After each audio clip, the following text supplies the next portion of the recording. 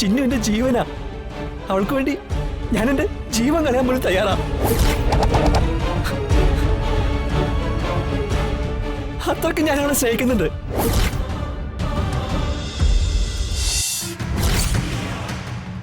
എന്തെങ്കിലും പറയാനുണ്ടെങ്കിൽ അത് മനസ്സിലാവുന്ന ഭാഷയെ പറയാമേ. നിനക്കേ ഉള്ളൂ മനസ്സിലാകാത്തത്. എനിക്കെല്ലാം മനസ്സിലായി തുടങ്ങി. ഒരൽപ്പം വൈകി എന്നും മാത്രം. പറയടാ, ആരാ അവള്? ആ ചിന്നു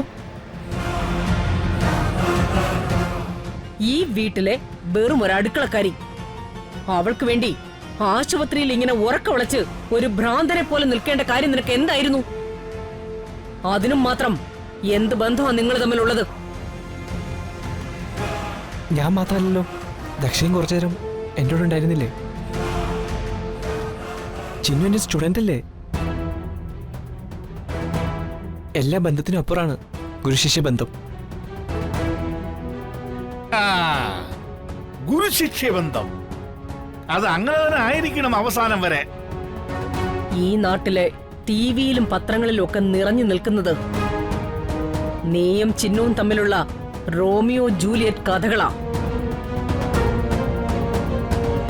നാടകത്തിലെ റോമിയോ ജൂലിയറ്റ് ബന്ധം പോലെ നിങ്ങൾ തമ്മിൽ അനശ്വര പ്രേമമാണെന്നാണ് പത്രങ്ങളൊക്കെ വിളിച്ചു പറയുന്നത്.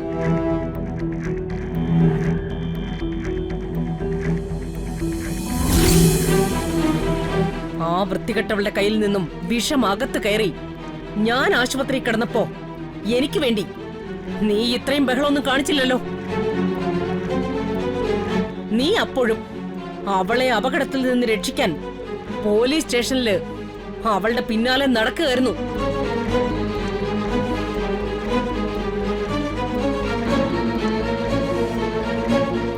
അന്ന് നിന്റെ ഉള്ളിലിരിപ്പ് ഞാൻ തിരിച്ചറിഞ്ഞില്ല. പക്ഷേ ഇന്ന് നിന്റെ ഭാവമാറ്റം, ആ പെണ്ണിനോടുള്ള നിന്റെ അനാവശ്യമായ അടുപ്പം, എല്ലാം എനിക്ക് മനസ്സിലായി. അതൊന്നും ഞാൻ അനുവദിച്ചു തരില്ല. നിന്റെ മനസ്സിലിരിപ്പ് എന്താണെന്ന് എനിക്ക് ഇപ്പൊ അറിയണം. അമ്മ ചോദിച്ചത് കേട്ടില്ല മഹി. അതിന് നീ സമാധാനം പറഞ്ഞേ പറ്റൂ. നിന്റെ ഈ അഴിഞ്ഞാട്ടയോട് അനുവദിച്ചു തരാൻ പറ്റില്ല. എന്റെ പെങ്ങളെ ചോദിച്ചിട്ട് മറുപടി പറയണം. മഹി, നീ ഇതെന്തുദ്ദേശിച്ച? രമേശ് ചോദിച്ചത് നീ കേട്ടില്ലേ? എന്താ നിന്റെ ഉദ്ദേശം? ഈ വലിയ വീട്ടിലെ ആമ്പിള്ളാരെ ഒരു പ്രായമാവുമ്പോ വീട്ടിലെ ചെറുപ്പക്കാരികളായ വേലക്കാരികളോട് ചില ചില്ലറ കുരുത്തക്കേടുകളൊക്കെ കാണും. അത് ഇലയ്ക്ക് മുഴുവൻ കേടില്ലാത്ത രൂപത്തിൽ അതൊക്കെ അങ്ങ് ഒഴിവാക്കി വിടണം. നല്ല സംസ്കാരം. അമ്മാവന് അനന്തരവന് കൊടുക്കാൻ പറ്റിയ ഉപദേശം. മതി മഹി, നീ എന്റെ ചോദ്യത്തിന് മറുപടി പറഞ്ഞില്ല. നിന്റെ ഉള്ളിലിരിപ്പ് എനിക്കറിയണം.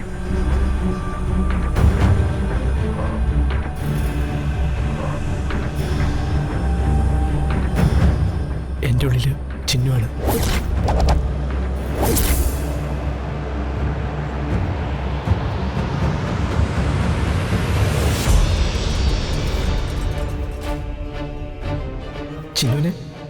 ചിന്നുവിനെ എനിക്കിഷ്ടാ.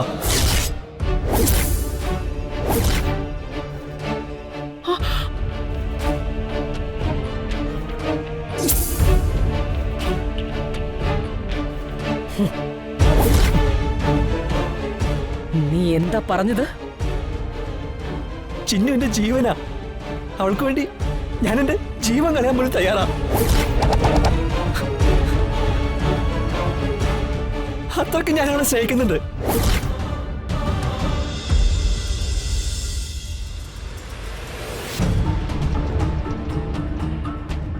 മഹി, ചിന്നു ഈ വീട്ടിലെ വേലക്കാരിയാ, അത് നീ മറക്കരുത്. ഈ കുടുംബത്തിനൊരു നാണക്കേട് നീ ആയിട്ടുണ്ടാക്കരുത്. അത് പറയാനുള്ള യോഗ്യതയൊന്നും എടുത്തിക്കില്ലല്ലോ.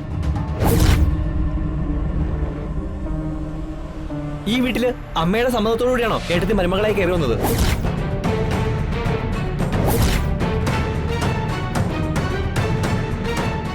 ഈ വീട്ടിലെ വേലക്കാരിയും എന്റെ ഭാര്യയും ഒരേ തട്ടിലെടുത്ത് തൂക്കുവാണോ നീ? എന്റെ ഭാര്യയെ പരസ്യമായിട്ട് അപമാനിക്കാൻ നീ ആരടാ? നീ മിണ്ടരുത്. മാഹിക്ക് തോന്നിവാസം ചെയ്യാൻ ധൈര്യം കൊടുത്തത് നീ ഒറ്റ ഒരുത്തനാ.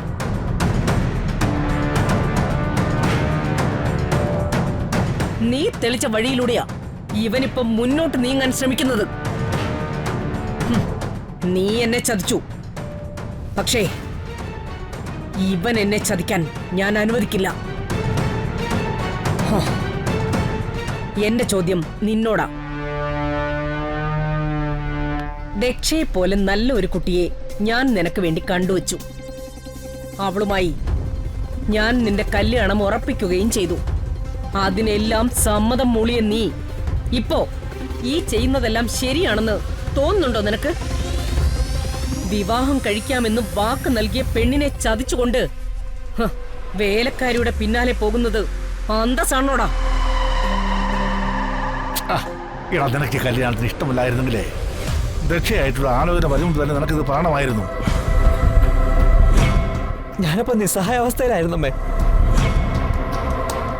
അമ്മ പറയുന്ന വാക്കുകൾക്ക് എതിരെ നിൽക്കാനുള്ള ത്രാണി അപ്പൊ എനിക്കുണ്ടായിരുന്നില്ല. ചിന്നുവിന് എനിക്ക് ഇഷ്ടമെന്ന് പറയാനുള്ള ധൈര്യം അപ്പൊ എനിക്ക് കിട്ടിയില്ല. തറവാട്ട് മഹിമയും പാരമ്പര്യമുള്ളൊരു വീട്ടിലെ പെണ്ണാണ് ഞാൻ. സൗന്ദര്യത്തിന്റെ കാര്യത്തിലും ഞാൻ ആ അടുക്കളക്കാരിയേക്കാൾ മുന്നിലാണ്. എനിക്ക് മഹിയെ ഒരുപാട് ഇഷ്ടമാണ്. എന്നെ പോലുള്ള ഒരു പെണ്ണിനെ തള്ളിക്കളഞ്ഞ് അവളെ പോലെ താഴെക്കിടയിലുള്ള ഒരു പെണ്ണിനെ കല്യാണം കഴിക്കുന്ന കാര്യം മഹിക്ക് എങ്ങനെ ചിന്തിക്കാൻ കഴിയും? സ്നേഹത്തിന് പണക്കാരനെന്നോ പാവപ്പെട്ടവനോ എന്നൊന്നുമില്ല ദക്ഷേ. സ്ഥാനമാനങ്ങളും യോഗ്യതകളും ഒന്നും പ്രേമത്തിനൊരു മാനദണ്ഡമല്ല. ചിന്നു ആദ്യമായിട്ട് ഈ വീട്ടിലേക്ക് കയറി വന്നപ്പോ തന്നെ എനിക്ക് അവളെ ഇഷ്ടപ്പെട്ടതാ. മഹി, നീ ആരോടാണ് സംസാരിക്കുന്നതെന്ന് നിനക്ക് വല്ല ബോധമുണ്ടോ? നീ നാളെ താലി കെട്ടാൻ പോകുന്ന പെണ്ണാണ് ദക്ഷ. അവളോടാ നീ വേലക്കാരിയുടെ മേന്മകൾ പറയുന്നത്. അമ്മേ, അമ്മയോടും ദക്ഷയോടുമായിട്ട് ഞാൻ പറയാം. ഇവിടെ ചിന്നുണ്ടായിരുന്ന ഓരോ ദിവസവും അവളിലെ ഗുണങ്ങളും അവളിലെ നന്മയും അവളിലെ നിഷ്കളങ്കതയും ഞാൻ കണ്ടുകൊണ്ടിരിക്കുകയായിരുന്നു. അങ്ങനെ ഓരോ ദിവസവും അവളെന്റെ മനസ്സിൽ നിറയുകയായിരുന്നു. അവളുടെ സ്ഥാനത്ത് മറ്റൊരു പെണ്ണിനെ എനിക്ക് കാണാൻ സാധിക്കില്ല അമ്മേ.